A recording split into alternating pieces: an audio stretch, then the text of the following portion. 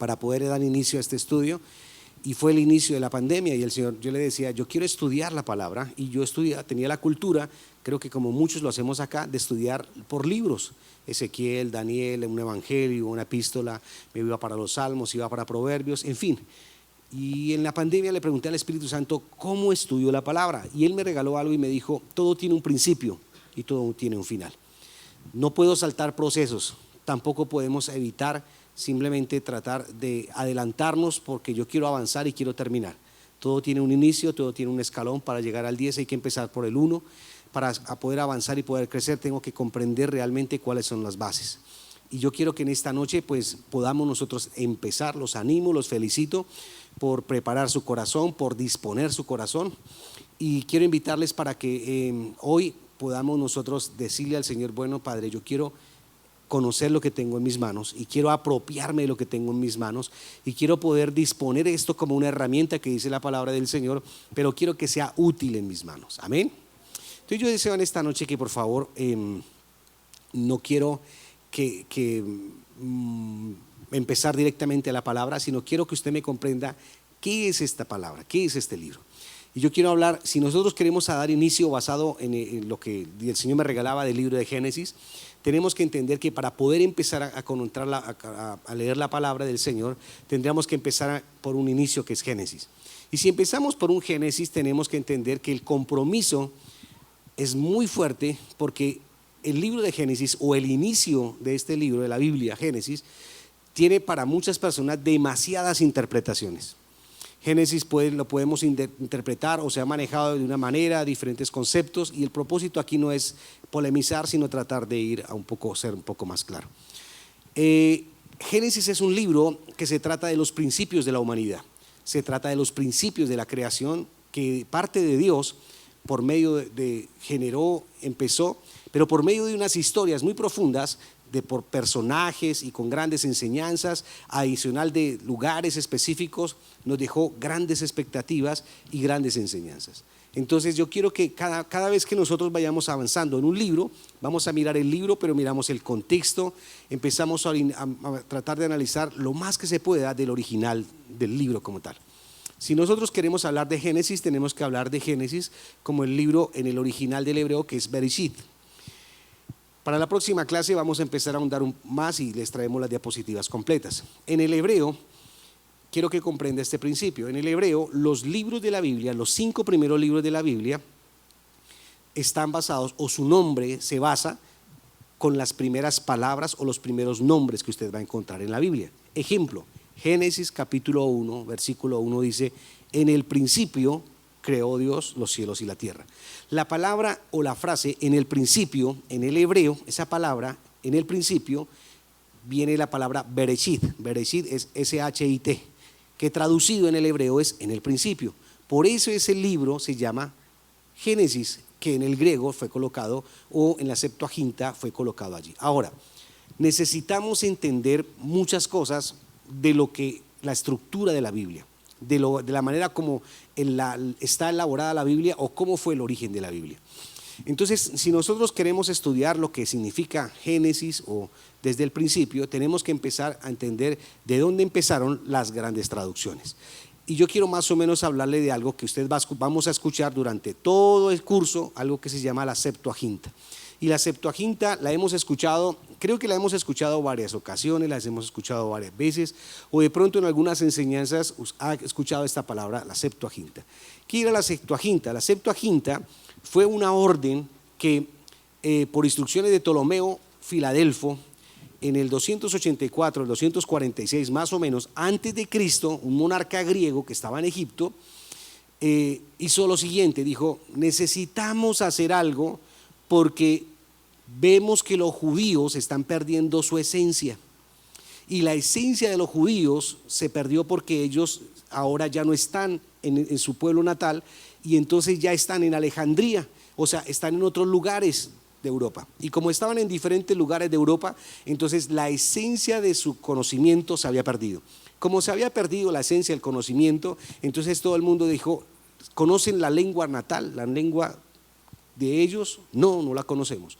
¿No conoce su lengua, la raíz? No la conocemos. Entonces el hombre dijo lo siguiente, dijo, busquen de las 12 tribus de Israel, busquen a 6 hombres sabios por cada tribu. Y de las 6 hombres de cada tribu, reúnanlos. Y de ahí salieron 72 hombres consagrados, personas estudiados, eruditos del pueblo de Israel, del pueblo judío. Y según ellos les dijeron, necesitamos que ellos vayan a los originales y hagan la comparación del trabajo de los 5 primeros libros de la Biblia, de la Torá, y simplemente ellos empiecen a traducirlo del hebreo y tradúzcanlo al griego.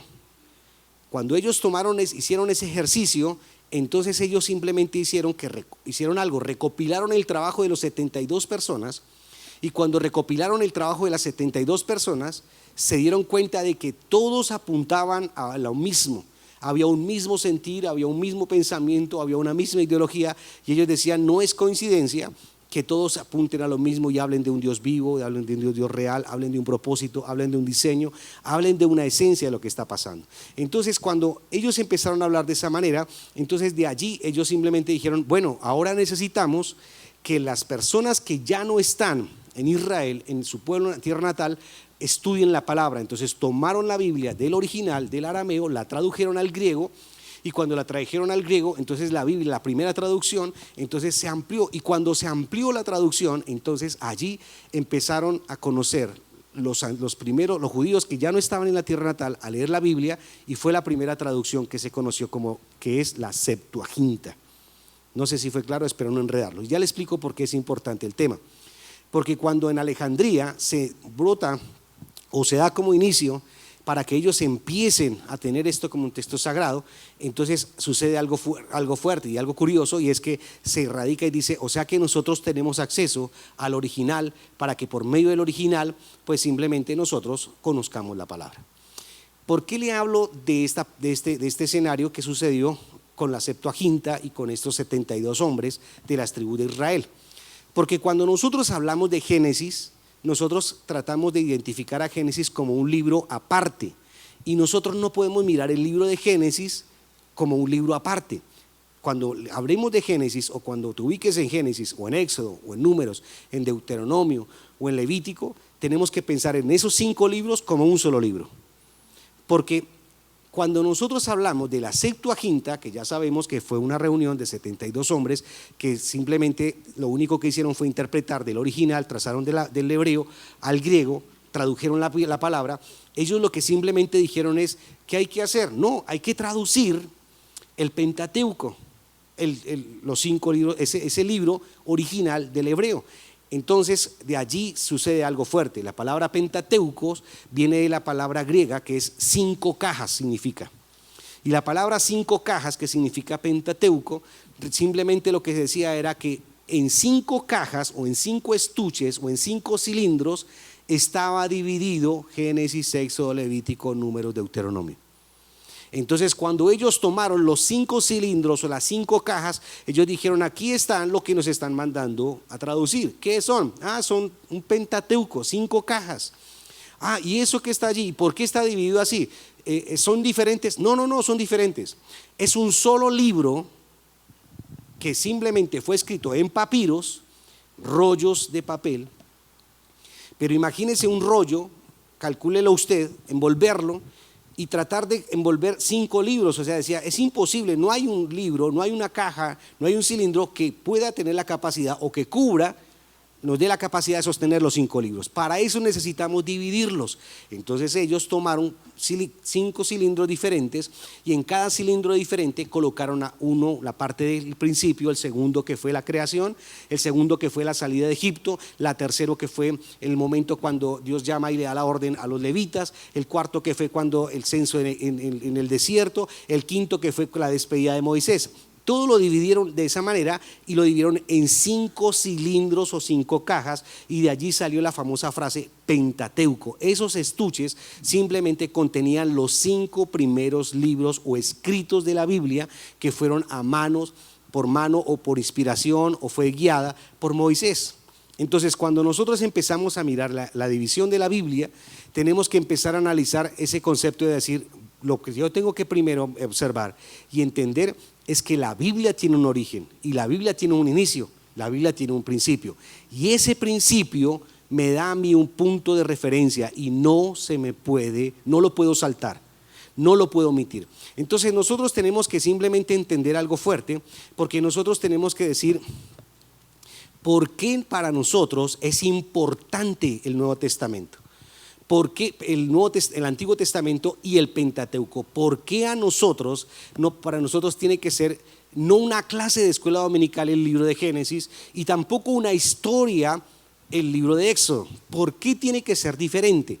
Pues hay algo curioso que nosotros tenemos que entender, y es que, escúchenme muy bien, para los judíos, para los israelitas llaman esos rollos, los 5 rollos que encontraron, los 5 cilindros, los llaman la Torá.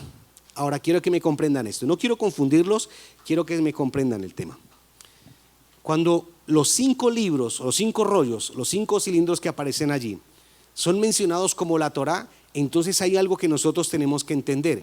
Ellos llaman la Torá y simplemente ellos la llamaban Torá a los 5 libros de la Biblia o un libro completo, y la Torá significa en el hebreo dar un tiro certero. Escuche bien, y yo sé que esta frase se le va a parecer muy familiar. La Torá significaba acertarle o darle al objetivo o darle al blanco. Eso significa la palabra Torá, darle al blanco, darle al objetivo o ser certero en lo que usted está haciendo.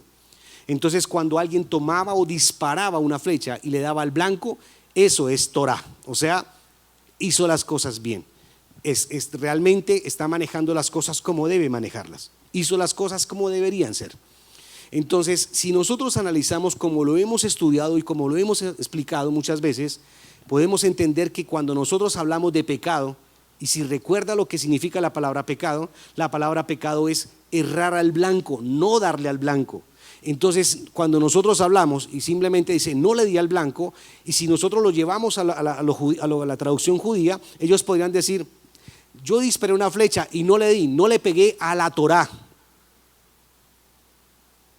¿Me comprende lo que le estoy diciendo? Entonces ya empiezan a hilar una cosa con otra y hay eslabones que se empiezan a unir, y hay momentos donde la Biblia me está diciendo: si tú no le atinas a los 5 primeros libros, al Pentateuco, entonces estás errando, estás pecando, porque si no le das al blanco en tu vida, no le das al blanco, no le das a la Torá, y si no le das a la Torá, entonces simplemente estás en pecado, y la palabra de pecado es errar al blanco. ¿Sí estamos? Espero no enredarlo. De allí empiezan a suceder varios conceptos, y esos conceptos son los que nosotros tenemos que empezar a entender, que la Torá es algo que realmente se ha guardado y en perfecto estado. O sea, cuando nosotros hablamos del Pentateuco, de la Biblia, muchas veces se pone en cuestión y se utilizan o se escuchan frases como: es que el papel lo aguanta todo, es que eso es una frase o es una historia que realmente se vivió o algo que se conoció y cualquier persona pudo manejarlo de una u otra manera.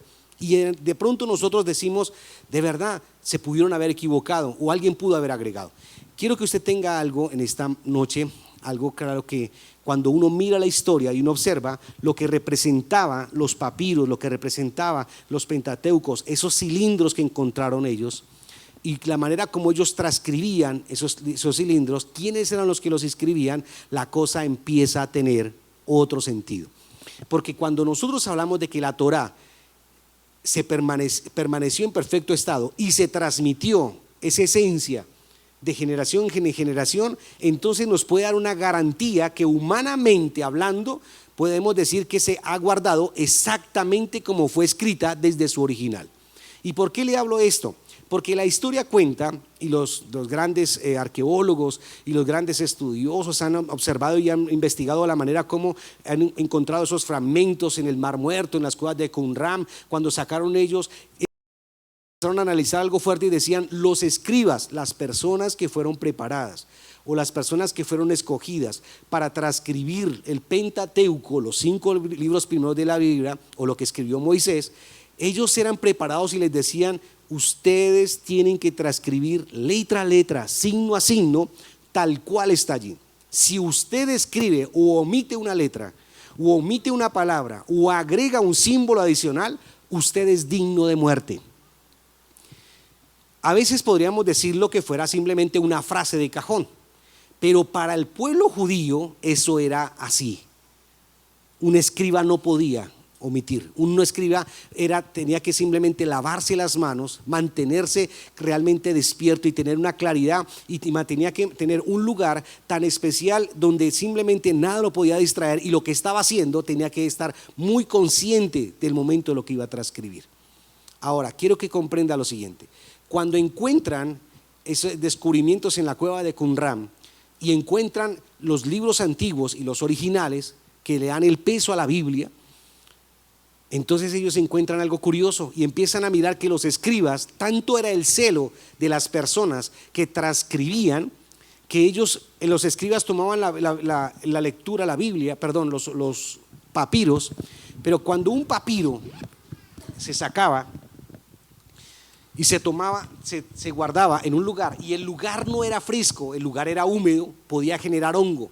Y en un papiro, que podía ser un proceso, un papel en proceso o un cuero en proceso, podía generarle hongo, y el hongo podía manchar el papiro, el papel o el cuero. Y cuando se manchaba, entonces había momentos donde el escriba o el que iba a transmitir lo que estaba escrito observaba el papiro y decía: ¿será una letra? ¿Será que realmente es un símbolo? ¿Será un signo? Y cuando descubrieron en la cueva de Qumran, sacaron los escritos, el Pentateuco, ellos dijeron: tanto era el celo de estos hombres para no equivocarse y ser exactos, que cuando ellos empezaron a transcribir cada libro, cada papiro, transcribieron hasta las manchas y los hongos que venían en textos antiguos. ¿Sí me comprende? Entonces cuando el estudio muestra eso, y dejaron ver que cada palabra para el pueblo judío representaba un símbolo puesto por Dios, decodificado y traducido para que los judíos lo entendieran, entonces simplemente podíamos entender que un copista y un escriba, cuando lo colocaba, entonces simplemente tienen un peso en sus hombros, un peso, una responsabilidad muy grande, donde ellos decían: esto puede cambiar la vida de muchas personas, o me puede causar la muerte a mí.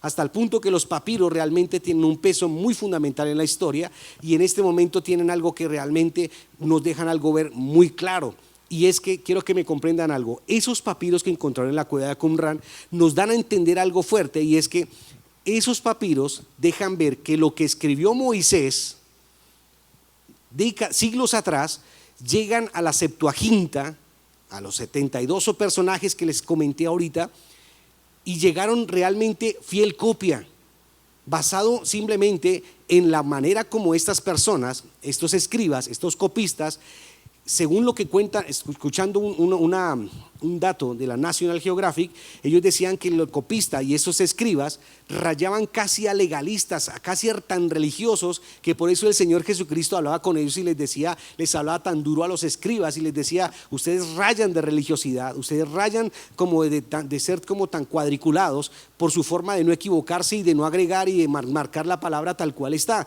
Pero ese fanatismo nos sirvió a nosotros hoy en día para que ese original y esa palabra llegue a nuestras vidas y podamos decir, se puede decir que lo que escribió Moisés, el equipo de Moisés, hoy en día puede hacer una fiel copia, o podemos tener claridad y podemos decir: pesa, vale la pena, tiene mucho para nosotros, y tiene que ser para nosotros esa base fundamental en nuestras vidas. Entonces, cuando nosotros hablamos de la Torá, podemos estar hablando del Pentateuco. Y si estamos hablando del Pentateuco, necesitamos entender que en esos 5 primeros libros de la Biblia se encierran 613 mandamientos. Nosotros manejamos, o nosotros simplemente como que le damos peso y le damos como mucha relevancia a los 10 mandamientos que nosotros contemplamos y vemos, y que los que simplemente manejamos porque nos enseñaron, no más. Pero la Torá es un documento de mucha relevancia en la religión judía. Y algo muy fuerte, que cuando nosotros empezamos a estudiar el libro de Génesis, no como un libro independiente, sino como un todo dentro del Pentateuco, y observamos que algo pasó desde Abraham y vamos hasta realmente que atraviesa todo el Pentateuco, entonces simplemente vemos y entendemos que no podemos hablar y podemos romper el rollo y decir esto es esa parte, Génesis esa parte, Éxodo esa parte, Levítico esa parte, Número esa parte, Deuteronomio esa parte. No, el Pentateuco es algo, escúchenme bien, es un rollo, es un escrito y tenemos que mirarlo de esa manera. Algo es tan fuerte lo que maneja ese Pentateuco o lo que tiene allí peso, que me agrada mucho que Dios en su palabra establece un principio y hay algo muy hermoso porque cuando se habla del Pentateuco, el Señor Jesucristo lo toma y el Señor habla de Moisés, Él habla de ese concepto. Si nosotros hablamos de los nombres de cada rollo, si hablamos del rollo y hablamos de los 5 cilindros, de las 5 cajas que aparecían allí, aparece algo fuerte porque en cada uno de estos rollos, cada uno de estos cilindros que aparecen, que encontraron allí, en la Septuaginta se le colocó un nombre específico. Como le dije al principio, cada libro de la Biblia, los primeros libros de la Biblia, los 5 libros aparecen con un nombre específico y el primero que aparece en la Biblia, Génesis tiene en el hebreo, tiene un nombre que es Bereshit, que significa el principio, y el traducido Génesis, orígenes. De nace de Génesis capítulo 1, verso 1. Éxodo, en el hebreo es la palabra Shemot, viene la palabra Shemot y significa nombres. Ahora, en el Éxodo aparece algo fuerte, porque Éxodo también viene de la palabra en el griego, y en el griego la traducción es salida o partida.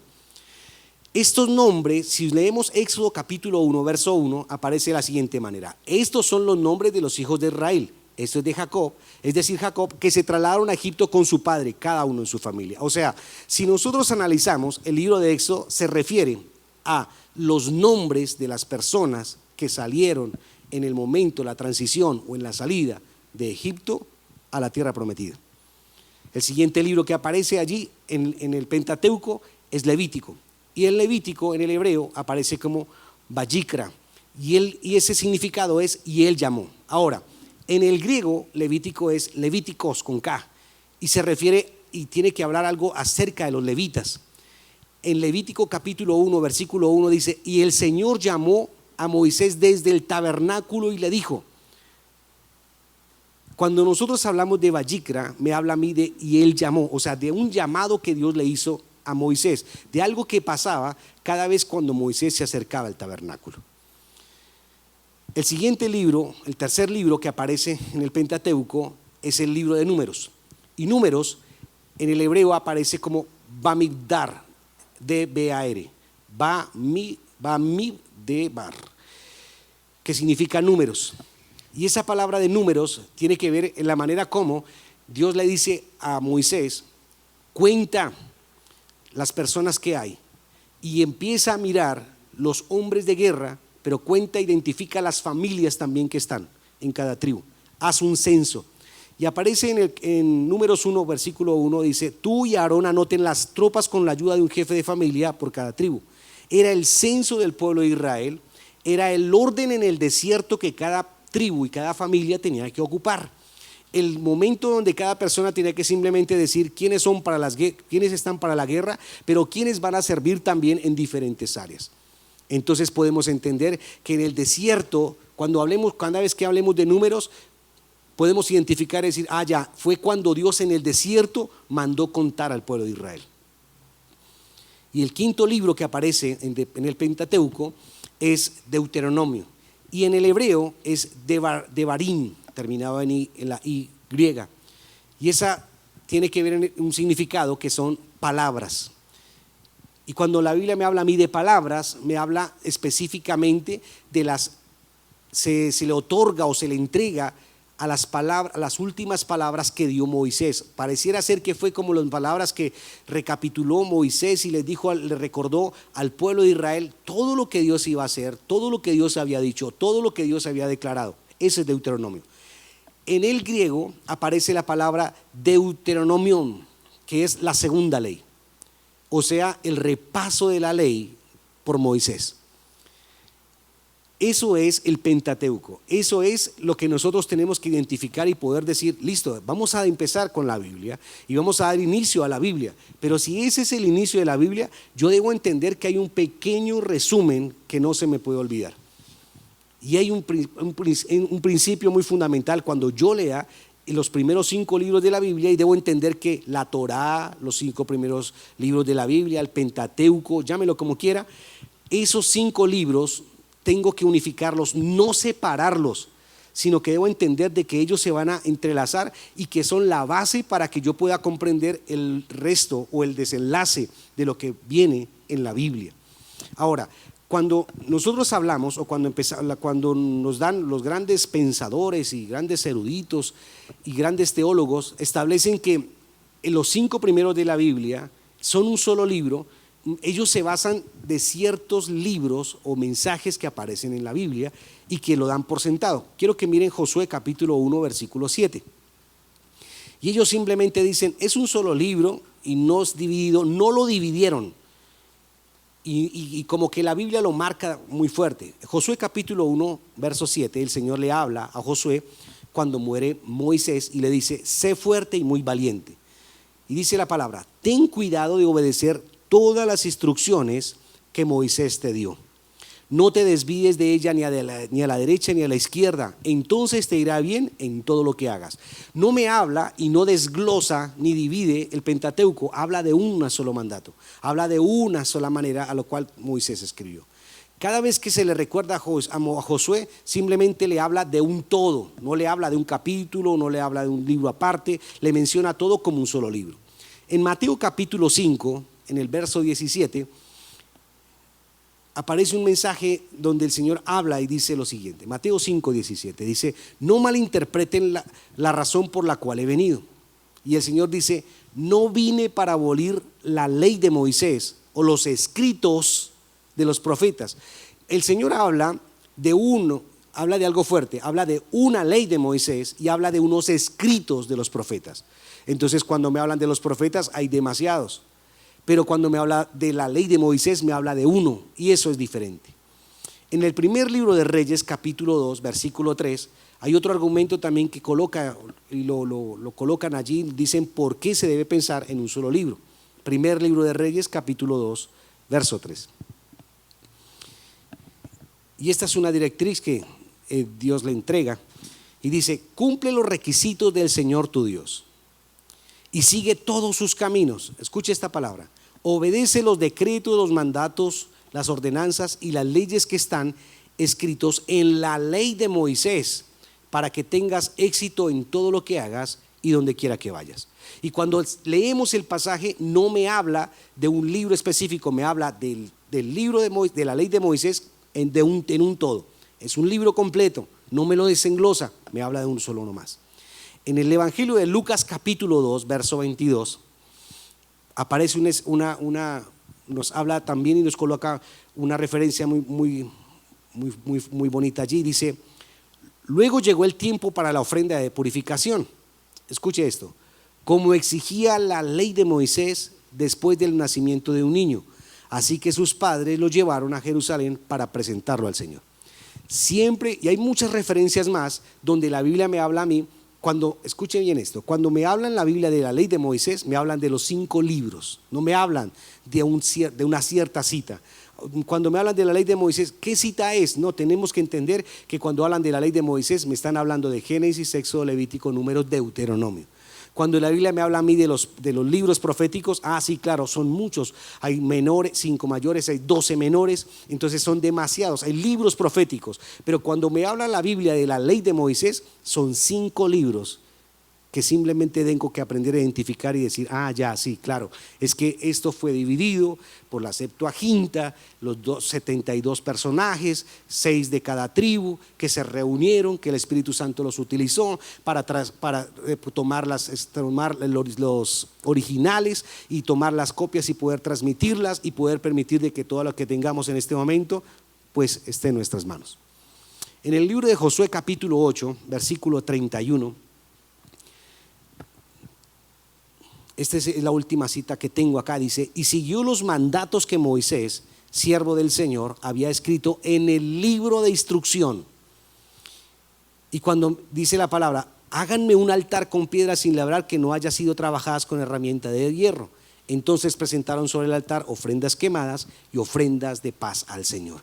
Y cuando leemos esa palabra, entonces lo que la palabra simplemente me está hablando y nos está diciendo es, había un solo libro. O sea, si nos ponemos a imaginar en la historia, podemos decir, wow, o sea, teso y tenaz las personas. Nosotros podemos decir, yo tengo mi Biblia, tomen su Biblia y vámonos, listo, es algo pequeño. En esa época un papiro, envolver un papiro, un pliego, y tratar de mantenerlo, tratar de que no se rompiera, tratar de sostenerlo, tratar de que no se averiara, tratar de que no se manchara, que no se mojara, y empezar a mirar o podamos hacer el ejercicio, tomemos los 5 libros de la Biblia y empecemos a desenglosarlos en una sola tira, en un tiraje por completo. O sea, transportar los 5 libros de la Biblia y manejarlos y estudiarlos y comprenderlos no era fácil. Y ahí es donde nosotros tenemos que empezar a mirar, todas las referencias apuntan a un solo libro, sí. Y Moisés escribió un solo libro y fue dividido en 5 partes para mayor comprensión nuestra, sí. No entraba en un solo rollo, los 5 libros no entraban, tuvieron que dividirlos en 5 cilindros o 5 cajas, que significa Pentateuco. Y eso es lo que nosotros tenemos que entender. Estos 72 sabios de la Septuaginta, cuando reunieron y les pusieron la tarea para hacer la traducción, entonces ellos tomaron cada tubo, cada cilindro, cada caja, llámelo como quiera, y entonces ellos tomaron cada uno de ellos y los dividieron en capítulos, los dividieron en fragmentos, en versículos más pequeños, y de allí entonces simplemente podremos entender que cada cilindro de esos, del libro de Génesis, del original, simplemente no tenían capítulos, no tenían versículos, no tenían títulos, tampoco no estaban separados, sino que simplemente era un cilindro de Génesis, un cilindro que hablaba de Éxodo, un cilindro que hablaba de Levíticos, un cilindro que hablaba de Números, un cilindro que hablaba de Deuteronomios. Si nosotros hablamos de la autoría del Pentateuco, aunque ningún versículo de la Biblia me habla a mí o le da una mención a Moisés como el autor del Pentateuco, pero la palabra del Señor me dice a mí que sí, en la Biblia le da y le otorga a Moisés como que él fuera el autor y el que escribió o el que dirigió los escritos del Pentateuco. Los grandes eruditos y pensadores dicen que Moisés tenía un equipo de trabajo que le ayudaba a escribir cada parte del Pentateuco, cada parte que Moisés pudo contemplar. Entonces, cuando él habla del principio, él simplemente me dice que Moisés se dio a la tarea de investigar algo muy fuerte, y es que en la época de Moisés lo que se manejaba era la historia oral. O sea, él tenía que ir y averiguar qué había, qué dijeron, qué se transmitía y la manera como se transmitía, y él empezó a recapitular, a organizar, a almacenar todas las historias, y eso no lo hizo solo. Lo fuerte es que cuando nosotros analizamos, la Biblia dice que cuando Dios le dicta a Moisés el tema de Abraham, de Isaac, aun cuando él no había nacido, él tuvo que empezar a mirar cada uno de esos escenarios y empezar a transcribirlos. Hay algo muy fuerte: cuando muere Moisés, la Biblia dice que muere Moisés y siguen los escritos, y eso da esa referencia donde dice que no era Moisés el que escribía. Moisés tuvo que haber dirigido, pero habían otros que escribían y eran otras personas que estaban a cargo de él. Ahora, cuando nosotros miramos y entendemos ese concepto, tenemos que empezar a comprender que hay algo fuerte cuando la Biblia me habla a mí de Torá y me habla a mí de darle al blanco. O sea, hay algo detrás de estos 5 primeros libros que Dios se preocupó demasiado para declarar o para decirle aún a los grandes reyes o a los grandes hombres que iban detrás de Dios, y que el Señor les decía: tengan presente algo, y esto no lo pueden olvidar. Yo quiero terminar con este texto. Está en Deuteronomio capítulo 17.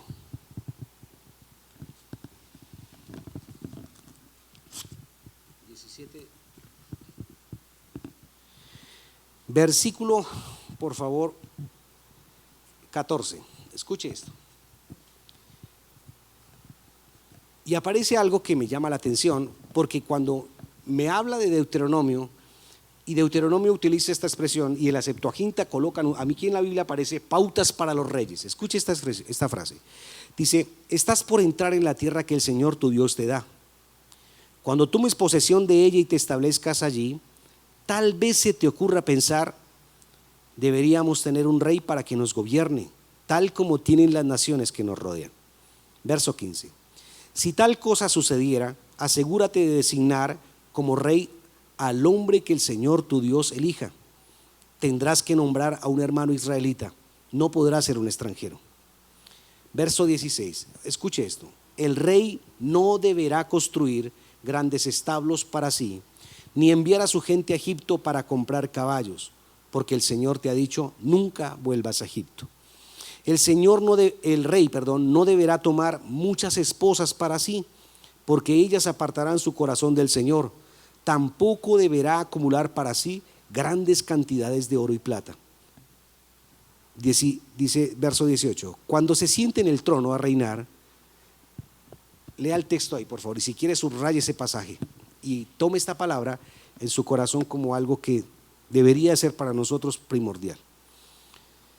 Cuando se siente en el trono a reinar, deberá producir una copia de este conjunto de instrucciones en un rollo, en la presencia de los sacerdotes levitas. Tendrá esa copia siempre consigo y la leerá todos los días de su vida.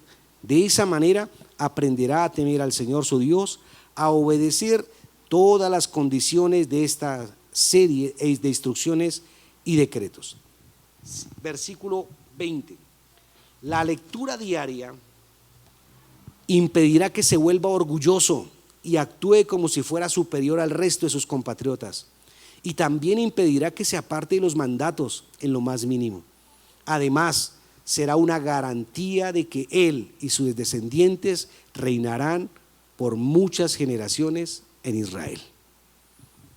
Y si nosotros leemos este pasaje, podríamos decir el Pentateuco o la Torá. Cuando nosotros analizamos el concepto decimos, wow, ¿valía la pena? Sí vale la pena. Cuando la traducción de Torá me dice a mí que es apuntar, darle al blanco, no errar, no equivocarme, y cuando yo leo lo que Dios le habla y le da la directriz al pueblo de Israel, le está diciendo esto te sirve. Y este Pentateuco, estos 5 primeros libros de la Biblia, los debes tener, los debes leer. No habían más en la época porque hasta ahora iba a surgir David, porque venía también Elías, venía Eliseo, y de ahí empiezan los reyes a desencadenarse, y la historia del Antiguo Testamento se iba a desencadenar. Pero del Antiguo Testamento, cuando leemos lo primordial y lo que Dios siempre le recalcó, siempre hablaba, y le hablaba a sus profetas, a sus reyes, a los escogidos, les hablaba de los 5 primeros libros de la Biblia. Y les decía, esto téngalo claro, compréndalo, porque si usted comprende lo que está allí en la Biblia, entonces sabrá realmente todas esas promesas, y esas promesas serán real y serán rema su vida. Ahora, yo quiero poder hablarle en esta mañana y poder decirle hasta dónde nosotros nos hemos equivocado tanto. Y yo sacaba una conclusión hoy y le decía, no vamos a empezar como un estudio normal y hablamos de Génesis capítulo 1 y arranquemos, no. Creo que nosotros debemos ser responsables, y cada uno de nosotros debemos empezar a analizar cada libro por libro, pero ser conscientes, escúcheme bien, que hay un principio y hay una base. Y hay una base establece en la palabra de Dios, y la palabra que me habla a mí de la Torá, o sea, escúcheme, del Pentateuco. Y ese Pentateuco me dice a mí tienes que acostumbrarte a darle al blanco, tienes que acostumbrarte a que las cosas te van bien. Tienes que acostumbrarte como esa palabra que el Señor te dijo, cuando te levantes como rey. Y yo miraba esa palabra y decía, Señor, aquí nosotros somos llamados para ser reyes y sacerdotes. El tema aquí que es que nosotros queremos ser rey, pero no queremos que nadie nos mande. Nosotros queremos ser reyes, pero no queremos que nadie nos dirija. Queremos ser reyes, pero queremos hacer nuestra propia voluntad. Queremos ser reyes, pero simplemente no queremos que nadie nos restrinja. Pero cuando yo leo la palabra, Dios le habló al pueblo de Israel y le dijo, si alguien desea ser rey, estos mandamientos, estos decretos, estas leyes deben regir su vida. Y he visto a mis amados hermanos cómo en la iglesia nos fascina leer evangelios, nos fascina y apasiona leer los salmos. Hay personas que se recitan los libros de Proverbios, y espectacular que lo hagan, muy bonito, chévere. Pero le pregunto, ¿cuántos de nosotros estudiamos los 5 primeros libros de la Biblia? ¿Cuántos de nosotros decimos, habrá algo importante en ese Deuteronomio capítulo 14 en adelante? Ese pasaje es fundamental porque es Dios diciendo, si alguien desea ser rey, esto no lo puede omitir. Y si nosotros leemos la palabra, nos vamos a encontrar con algo fuerte. Y la Biblia dice que todos los errores del pueblo de Israel se basaron en omitir ese fragmento de Deuteronomio capítulo 17, verso 14. Todos los reyes no hicieron y no cumplieron lo que esa ordenanza Dios le entregó. No vemos a un rey, escúchame bien, no vemos en la palabra de Dios, solamente David fue el único que se atrevió a escribir los salmos. Fue el único que se tomó la delicadeza de empezar a escribir y a transmitir eso. Pero ningún rey tomó la delicadeza de tomar la Biblia, transcribir la Biblia, meditar la Torá y decir, yo tengo que hacer algo que Dios dijo que yo debía hacer. Y creo que nuestra obligación, mis amados hermanos, es poder tener esa responsabilidad de poder decir, yo tengo que recurrir y leer la Biblia con una gran responsabilidad. Porque nosotros no podemos estar cometiendo el error que Dios le dijo a Moisés: dile al pueblo que no haya y sea que caigan en orgullo, que caigan en soberbia, que caigan en altivez, y no haya y sea que en vez de que marquen diferencia se vuelvan como del montón y sean simplemente un grupo adicional. Y es lo que yo deseo en esta mañana. Hablaba con mi esposa y le decía, no quiero una charla más. La idea no es poder tener clase tras clase y contar lo que todos ustedes ya saben. No es hablar lo mismo que de pronto muchas veces nosotros no lo sabemos hasta de memoria, y hasta de pronto ustedes sabrán y podrán aportarnos más a nosotros que lo que yo pueda aportarles.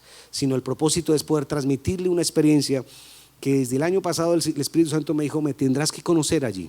Y he conocido al Padre, y he conocido algo muy hermoso, y he conocido cosas que de pronto yo decía omitido y de pronto no entendía, y por momentos como que evadía porque me parecía y creía que no eran importantes.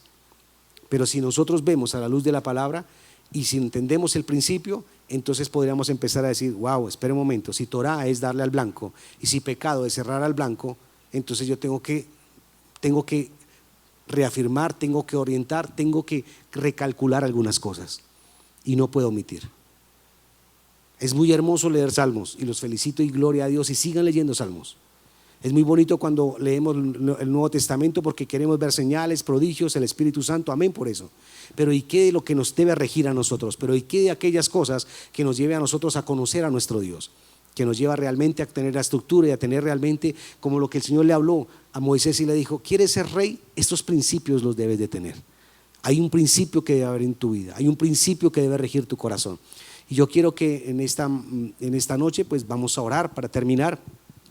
Pero sí deseo, mi amado hermano, que se lleve en su corazón el deseo de poder decir, Señor, yo quiero empezar a estudiar 5 primeros libros de la Biblia. Este libro, el Pentateuco, o los 5 libros que componen el Pentateuco, con la responsabilidad de que esto, allí detrás de eso, hay un principio para mi vida, hay una gran enseñanza que va a transformar mi vida, mi familia y un entorno.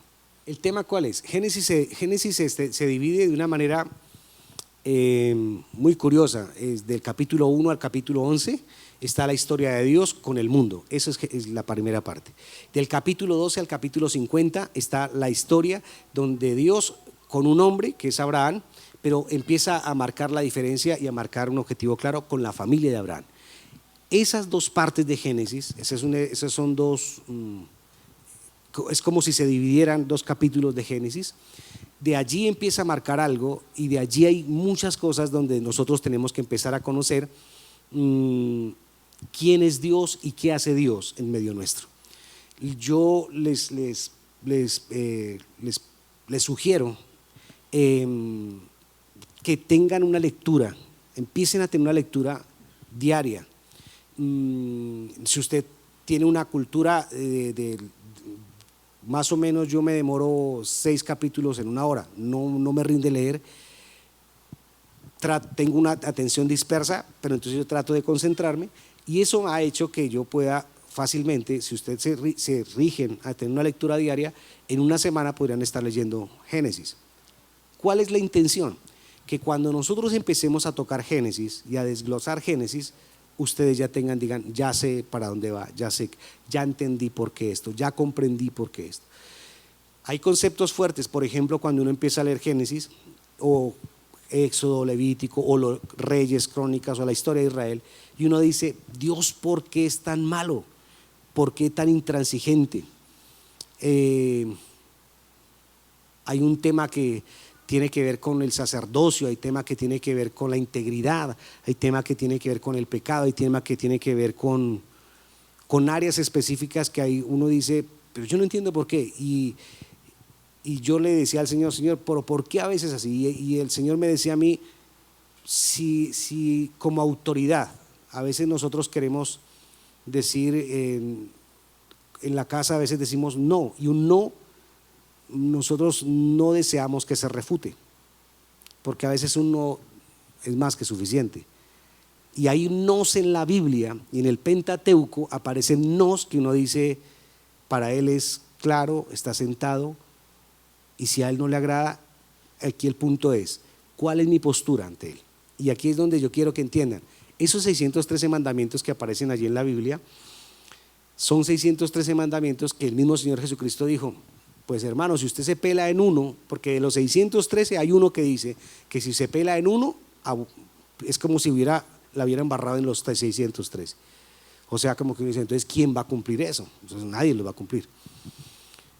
Pero cuando uno empieza a mirar ese tema de religiosidad y ese tema como con tan cuadriculada la cosa, uno mira a un Dios lejano, imposible, inalcanzable. Pero el tema de poder entender a Dios es conocerlo para tener una intimidad con Él. O sea, poder tener, yo quiero conocer, yo quiero saber a ese Dios que me habla el Pentateuco. ¿Por qué para nosotros nos cuesta tanto trabajo leer la Biblia? ¿Y por qué más esos 5 libros? ¿Por qué la iglesia le huye a esa parte de la Biblia y prefiere otras cosas? ¿Por qué nosotros a veces en nuestra vida secular, para poder ejercer una carrera universitaria, no podemos saltar un bachillerato, no podemos omitir áreas en nuestra vida, sino que para llegar a una maestría, para llegar a un doctorado, hay ciertos pasos para llegar? Pero ¿por qué con Dios siempre tenemos que omitir, saltar? Entonces aquí hay temas que cuando los vamos a mirar, la idea es empezar a ahondar. Yo les recomiendo, lean la Biblia, empiecen a tener la cultura de leer 3, 5 capítulos diarios, traten de leerlos, vuelvo y le digo, si entienden que este es un solo libro y empiezan a mirar que aquí hay una cadena que se une eslabón tras eslabón, van a comprender muchas cosas, que es muy importante desde Génesis 1, de ahí para adelante empiezan a conocer quién es Dios y cómo Dios opera. La idea es conocer la soberanía de Dios, conocer la grandeza de Dios, empezar a conocer el carácter de Dios, conocerlo a Él como, no sé cómo lo quieras conocer, como papá, como guía, como sanador, como el sobrenatural, como el Dios de señales, como el Dios de milagros. Se dice que el Nuevo Testamento es donde encuentro la gracia, pero si leemos el Antiguo Testamento está lleno de gracia absoluta. Entonces uno dice, yo no conocía esa parte de Dios en el Antiguo Testamento porque nos enseñaron que en el Antiguo Testamento no lo miremos, pero hay muchas cosas importantes que se tienen que mirar. Yo les recomiendo empecemos a leerlo. La próxima semana les voy a decir cómo vamos a estudiar el Génesis, la manera como se va a distribuir, y para empezar a ahondar, tratar de que sea un tiempo bien especial, un tiempo bien agradable, pero que podamos empezar a comer el rollo de la mejor manera. ¿Listo? Vamos a orar y quedamos despedidos. Padre amado y precioso Rey, Señor, en esta noche, Señor, te damos gracias, te adoramos, te bendecimos, Señor, por tu fidelidad. Te doy gracias porque hasta aquí, Señor, tú has sido fiel, tú has sido bueno. Padre, yo te pido en esta noche, Señor, que tu bendición sea sobre nuestros corazones. Despierta el hambre, despierta la sensibilidad, despierta el deseo, Señor, de poder conocerte, Señor. Padre, el deseo de no errar al blanco, el deseo, Dios mío, Señor, de hacer las cosas como está escrita, Señor. de hacer las cosas conforme a ti te agradan, conforme las cosas están establecidas. Si quedó marcado y si quedó escrito, Señor, es porque aquí hay algo que a nosotros nos pertenece, hay algo que a nuestra vida, Señor Dios mío, Padre, debemos aplicar y que debe ser bendición y debe ministrar y debe, amado Rey, trascender para mi vida y para mi entorno. Padre, no queremos errar más, no queremos fallar. Y en este tema, Dios mío, Señor, queremos conocerte. Queremos, amado Rey, Señor, entender quién eres tú y queremos saber, amado Rey, de tu amor, de tu fidelidad y de tu bondad. Bendigo la iglesia, Señor, los declaro en bendición esta noche y creo que los cielos hoy están abiertos y tu presencia hoy en medio nuestro, Señor. Te doy gracias, amado Salvador. Amén y amén. Mis amados hermanos, bendiciones, los animo y espero que no se me desanimen, espero que esta introducción no me los haya aburrido, pero deseo que podamos cada día poder ir ahondando y conociendo y empapándonos cada vez más de lo que Dios nos dejó a nosotros, que es su palabra. Amén. Dios les bendiga, bendiciones.